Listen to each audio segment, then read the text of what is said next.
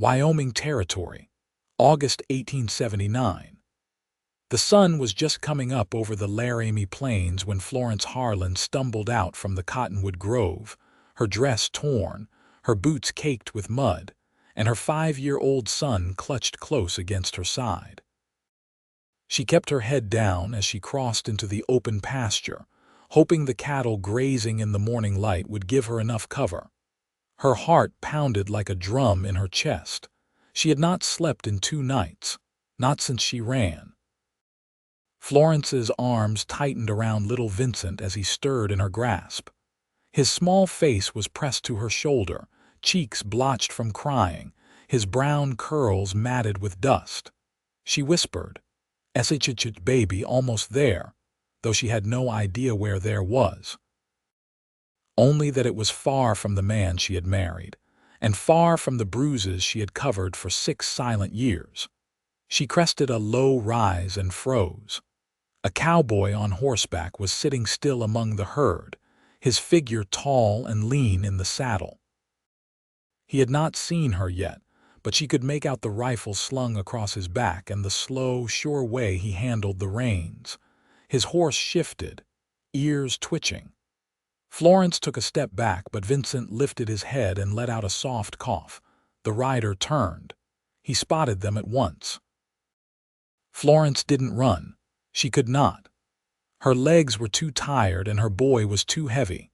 She just stood there, her body trembling, her breath caught in her throat as the rider kicked his horse forward. He rode up slow, lifting his hat as he approached. His voice was calm, careful. "Ma'am." "You all right?" Florence met his eyes. They were gray-blue, steady. His face was bronzed, wind-burned, and honest. No threat in his tone, no judgment. She shook her head. We are lost." He looked her over, then the child. "You are running," he said plainly. She swallowed. "Yes." He dismounted in one smooth motion, landing lightly in the dust. "My name is Boone Varner. I work this land. Been driving cattle since I was 16. You and your boy look half-starved." His gaze moved to the bruise on her cheek, then dropped politely. "You hungry?" Florence hesitated. Vincent looked up at her, bottom lip trembling. She nodded. Boone led them back to his camp at the edge of the pasture. A canvas tent, a cook fire, 2 tin cups, and a kettle. Simple, quiet. He handed her a blanket and poured water into a pan so she could clean the boy's face. He did not ask questions as she washed dirt from Vincent's skin and dabbed the cut on his knee. Only once they were sitting by the fire, eating beans off a shared tin plate, did he speak again. "Safe now," he said gently. Florence looked across the flames at him. "He will come looking for us." "Who?" Boone asked, though he already seemed to know. "My husband."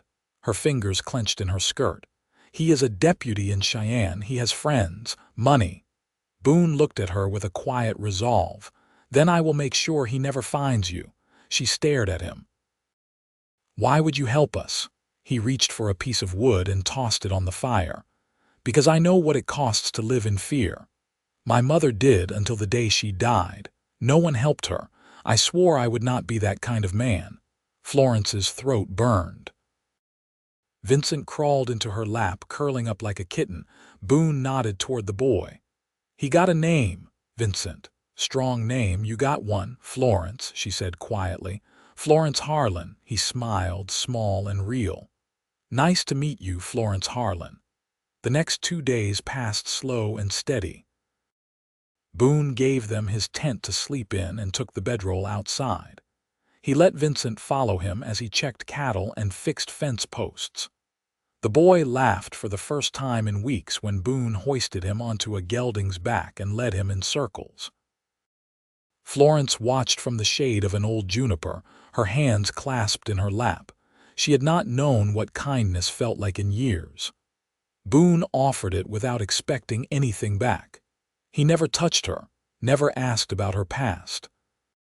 He simply made space for her and her son, like it was the most natural thing in the world. On the 4th day, just before dusk, Boone returned from town with supplies in his saddlebag. He handed her a folded dress. Figured you might want something clean." Florence touched the fabric with shaking fingers. "Thank you. You do not owe me thanks," he said. "You deserve peace, same as anyone." That night, after Vincent fell asleep beside the fire, she sat across from Boone and asked, "Why are you out here alone?" He shrugged. "People talk too much in town. Out here it is quiet. I like quiet." "Do you ever get lonely?" His eyes flicked up to hers. "Sometimes." "So do I," she said. They sat there as the fire cracked between them, saying nothing more for a long while.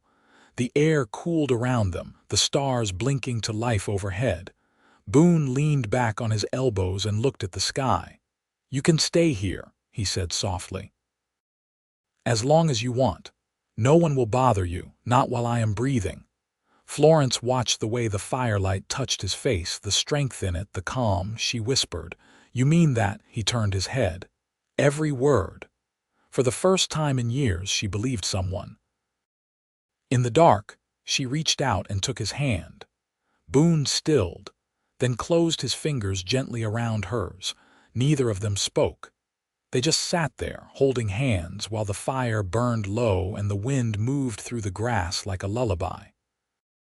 The morning sun was thin and sharp, casting long shadows across the high prairie.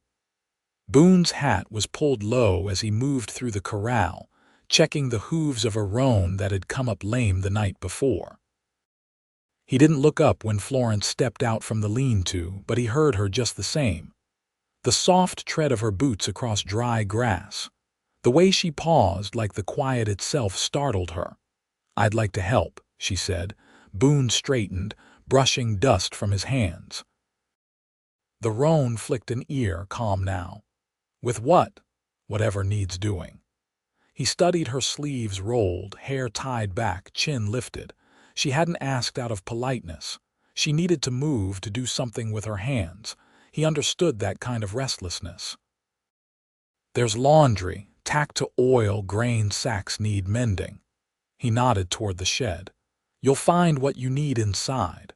She gave a single nod and headed off. Boone watched her go, noting how she didn't flinch when the wind tugged at the shed's loose door. She was getting steadier. By midday, Florence had sorted the harnesses, patched 2 grain sacks, and was scrubbing shirts on the washboard when Vincent came running barefoot from the pasture, holding something in both hands. "Mama, look!" he cried, breathless. She wiped her hands on her skirt and knelt beside him. "What is it?" "It's a bird," he whispered. Boone found it in the grass, said its wings hurt. In the boy's palms lay a small meadowlark, feathers ruffled, one wing dragging. It blinked slowly as though tired. Boone stepped up behind them, carrying a bucket of water in one hand. "Thought he might like to look after it a while." Florence glanced up at him. "He's never had anything of his own." Boone set the bucket down. "Then let him have this." Vincent cradled the bird like something sacred. Boone crouched, his voice low. "Keep it warm and quiet. We'll see if it flies again."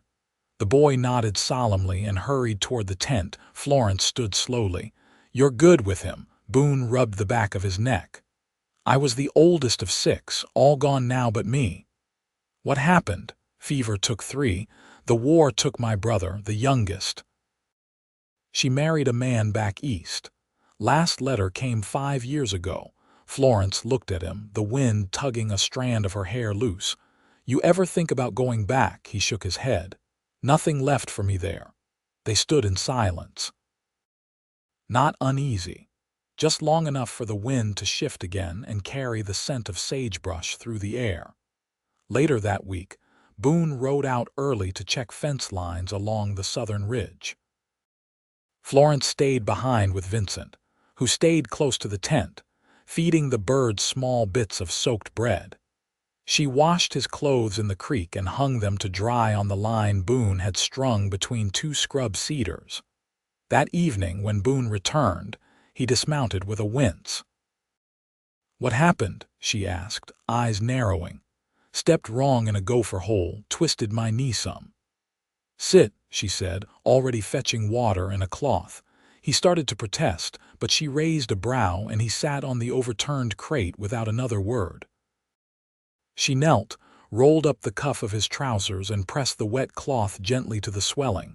"You don't flinch," she said. "Not much point." She dabbed again, more gently now. "You don't talk much either." "I say what needs saying." She looked up at him, her hand still on his leg. "Then say something you haven't said before." He studied her face, the fading bruise now nearly gone. Her eyes were steady. He didn't look away. "I've been alone a long time," he said. "Thought that was safer, simpler." And now, he didn't answer right away. Then, quietly, "Now I'm not sure what I was trying to protect." She didn't smile. She just let her hand rest a little longer before she stood and poured the water out. That night, with the moon high, Florence stepped out from the tent after Vincent had fallen asleep.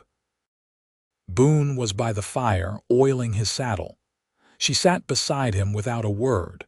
The firelight caught the edge of her cheekbone, the curl of her fingers around her knees. "I don't know what comes next," she said. "Don't have to," he replied. "You just keep going." She nodded slowly. "I keep wondering what it would be like to stop looking over my shoulder." Boone tightened the strap on the saddle. "Then don't look back. You've got a place here." She turned toward him, her voice almost a whisper. "You mean that?" He met her eyes. "I do." She didn't reach for his hand this time. She leaned her weight gently against his shoulder and he didn't move away. They sat like that until the fire burned low, the stars wheeling above them and the wind curling soft through the grass. A fine rain dusted the plains by sunrise, soft enough to blur the horizon, steady enough to soak the hem of Florence's dress as she crossed the pen with Vincent, who clutched a small wicker basket tight to his chest. Inside, the meadowlark stirred beneath a cut of cloth, its wing tucked carefully. Boone met them by the edge of the barn, his hat pushed back, hair damp at the temples.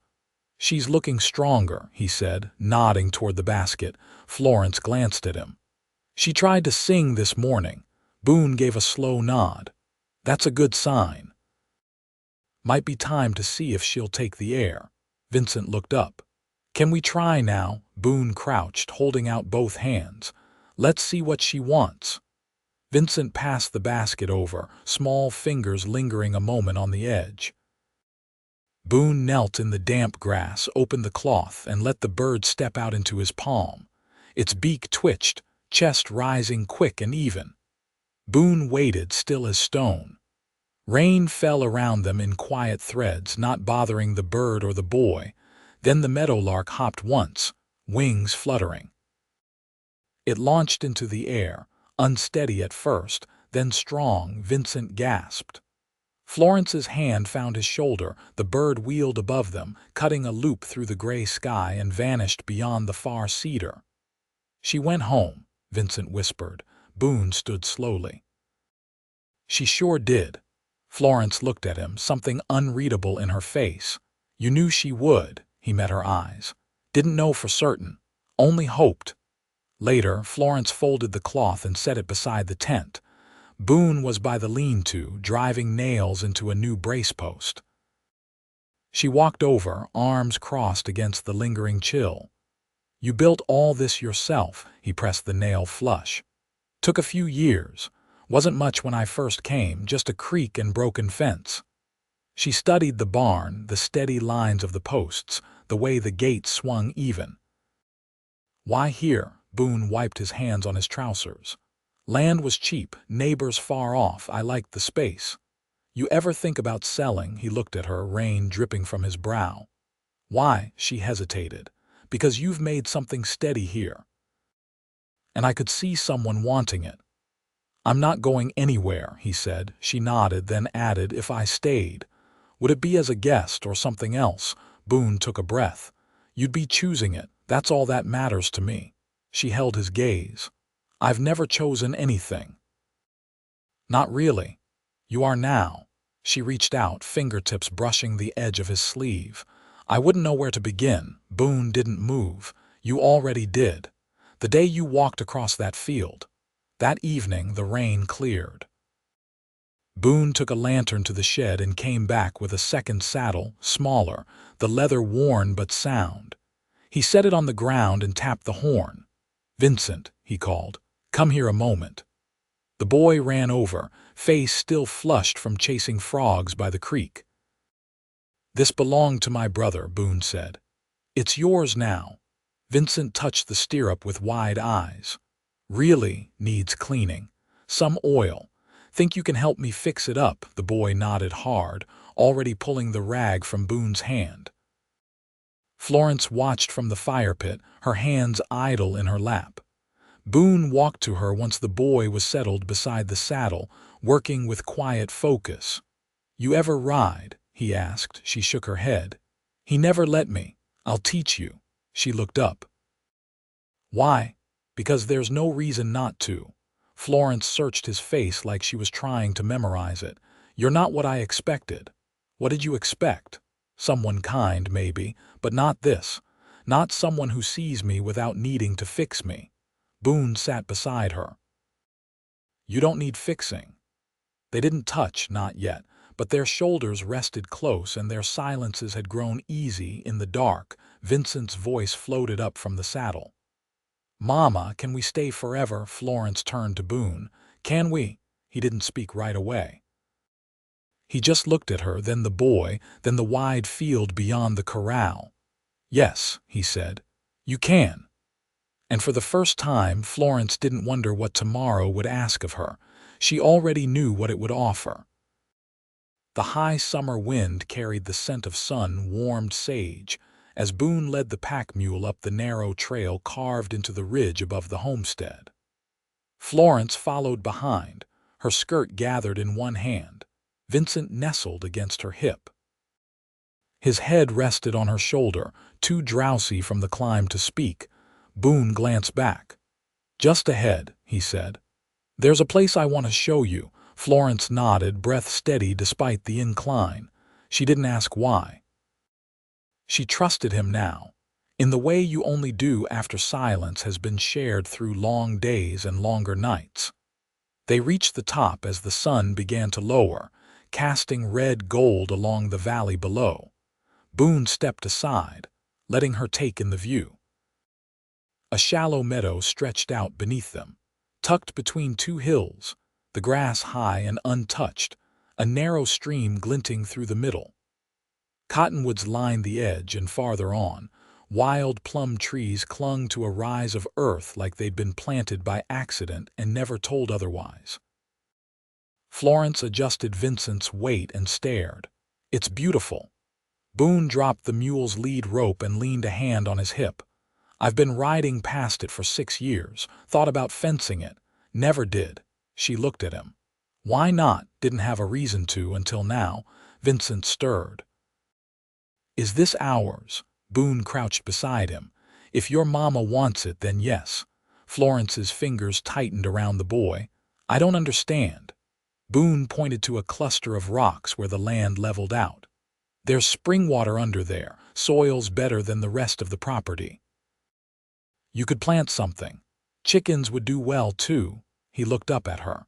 "If you're thinking about staying for good, I'd like to build you a cabin here." She stared at the land, at the trees, at the stream running its own quiet course. Her voice was low. "You'd give me this." "I'd build it with you," he said. "That's different." She didn't speak, but her breath caught just once. Boone stood, brushing grit from his hands.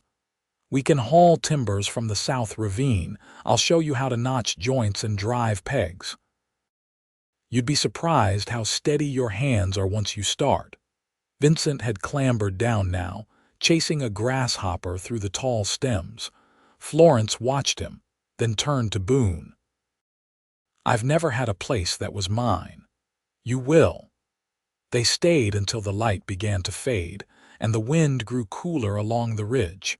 Boone hoisted Vincent up onto the mule's back, tying a loose lead around the saddle horn. Florence walked beside them on the way down, her hand brushing the animal's flank, her eyes fixed on the distant meadow as though memorizing it. That night, after dinner, Boone unrolled a canvas sheet beside the fire. He knelt with a piece of charcoal and began to sketch lines in the dust. 4 walls, a roof pitched against Wyoming snow, a chimney angled right to catch the wind. Florence watched from across the fire, her needle paused above a torn shirt she was mending. "What are you drawing?" she asked. "Your house," he said. She set the shirt aside. "You've already started in my head," he replied. "This just helps me see it better." She crossed to him, crouched beside the canvas. "What's this square here? Kitchen. And here, window, faces east. Mornings come gentle from that side." She touched the line lightly. "You've thought about this."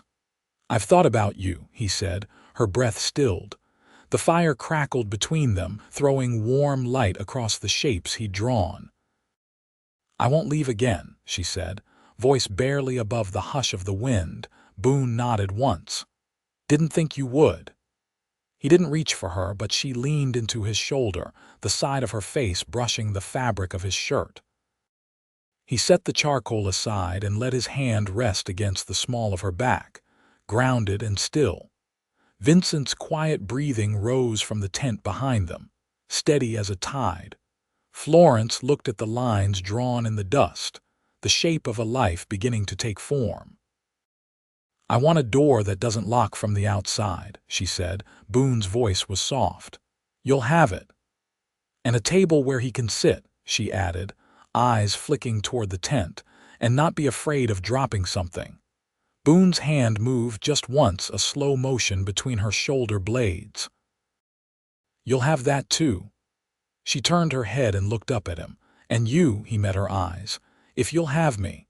She nodded, and her lips parted, not for words but for breath.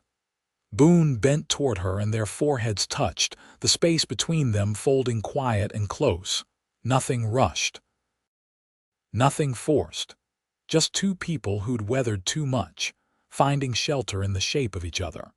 The fire burned low and the stars pressed down, quiet witnesses to a promise made without ceremony, but with every intention to keep it. The cabin rose slowly over the course of 3 weeks. Florence helped measure and saw, her hands calloused from the work, her shoulders sore in ways that made her feel solid and real. Boone showed her how to square a corner with nothing but a string and a carpenter's eye, how to drive pegs through green timber before the wood had time to shift against the nail. They worked side by side beneath the wide sky, often in silence, but never without understanding. Vincent stayed close, hauling small stones for the hearth, collecting bent nails in a tin pail. He slept each night curled in the crook of a quilt Boone had brought from the barn, one his mother had pieced long before the war, and Florence, watching him breathe, found herself tracing the stitched edges with her fingertips, as if memorizing the shape of safety.